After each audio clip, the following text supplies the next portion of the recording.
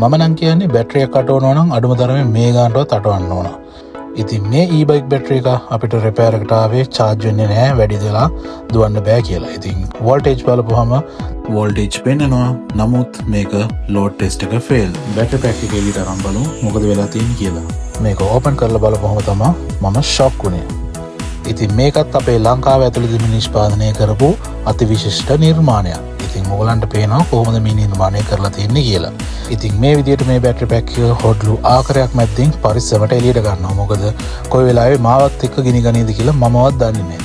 ඉතින් මේ විශිෂ්ට නිර්මාණයේ ක්ලෝස් අප් එක තමයි මේක. මේ විදිහට තමයි මේ බැටරි පැක් එක හදලා තියෙන්නේ. පිටකොටුවෙන් ගත්ත 4800 mAh බැටරි පැක් එකකින් හදපු e-bike බැටරි එකක්. ඉතින් මේක අල්ලලා විසික් කරලා දාලා අපි මේ කස්ටමර්ට අලුතෙන්ම high capacity batteries දාලා බැටරි පැක් එක හදනවා. අපි මේකට use කරනවා Samsung 3500 mAh cells 40ක්. මොකද client අපිට කිව්වේ එයාට බැටරි පැක් එක පිරෙන්න cells දාලා පැක් එකක් අලුතෙන් හදලා දෙන්න කියලා. ඉතින් මේකේ total capacity එක ampere 14ක් වෙනවා. ඉතින් මේ බැටරි පැක් build එකට අපිට plastic cell cage එකකුත් හොයාගන්න හැකියාවක් ලැබුණා. ඉතින් මම ඒක use කරලා මේ කස්ටමර්ට මේ බැටරි පැක් එක හදලා දෙනවා. ඉතින් මේ විදිහට cell ටික line කරලා ඉවරලා gasket tapes දාලා ඉවරලා මේ විදිහට තමයි spot welding part එක කරන්නේ. මේ හැම strip එකක්ම double strip කරලා තමයි අපි spot welding කරන්නේ. දැන් මගෙන් අහන්න එපා මේකට පාවිච්චි කරපු cell නේද පාවිච්චි කරලා දෙන්නේ කියලා.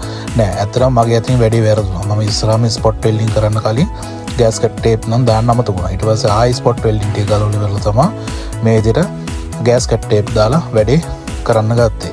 ඉතින් ඒක නිසා තමයි මේ විදිහට සෙල් වල මාක්ස් තියෙන්නේ. ඒ වගේම ඔයාලටත් හදාගන්න බැරි e-bicycle batteries තියෙනවා නම් මේ විදිහට අපිට කියලා repair එකක් කරගන්න අනිවාර්යයෙන්ම පුළුවන්. ඉතින් e-bike වලට අමතරව අපි UPS batteries, power tools වල batteries, JBL systems වල batteries එහෙමත් repair කරනවා. ඔයාලගේ බැටරි සම්බන්ධ ඕනෑම repair කටයුත්තකට අපිව contact කරන්න පුළුවන්. ඊට අමතරව අපි custom battery packs හදනවා. ඔයගලගේ ඕනම project එකකට හරියන විදිහට custom battery packs අපිට හදලා දෙන්න පුළුවන්. ඉතින් මේ විදිහට battery pack එකක් අලුතෙන් හැදුවට පස්සේ customer දෙන්න කලින් steps කිහිපයක් තියෙනවා. මේ battery top balance කරන්න ඕන.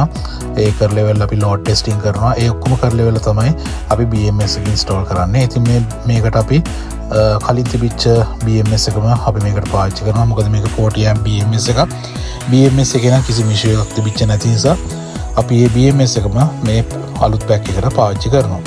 BMS එක install කරාට පස්සේ අපි මේකේ wire harness එකත් මේ විදිහට ලස්සනට align කර ගන්නවා. මේක පිළිවෙලක් ඇතුව ලස්සනට align කර ගන්න ඕන. කිසිම short එකක් damage එකක් වෙන්නේ නැති වෙන්න. මේ තියෙන wire harness එක install කරලා